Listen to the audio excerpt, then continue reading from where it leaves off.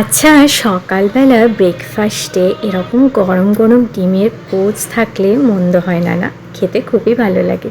তো এটাতে একটা কথা মাথায় রাখতে হবে, ডিমটা ফাটানোর সময়, কড়াই দেওয়ার সময় তেলটা গরম হয়ে গেলে যখন দেব, তখন কুসুমটা যেন এরকম আস্ত থাকে আর এদিক ওদিক না হয়ে যায়।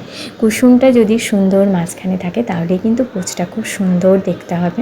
আর আমরা একদমই হাফ ফ্রাই করব, মানে যেন কুসুমটা পুরোটাই না ফ্রাই হয়ে যায়, যেন সুন্দর স্পুন দিয়ে আমরা কুসুমটাকে খেতে পারি, তাহলে কিন্তু পোচটা ভালো লাগবে। আর নামানোর সময় বেশি কিছু না, একটু লবণ ছড়িয়ে, একটু ব্ল্যাক পেপার আর একটু কাঁচা লঙ্কা কুচি দিয়েই আমরা সার্ভ করতে পারি একদম গরম গরম। যে কোনো ব্রেকফাস্টের যে কোনো খাবারের সাথে এটা কিন্তু একদমই জমে যাবে।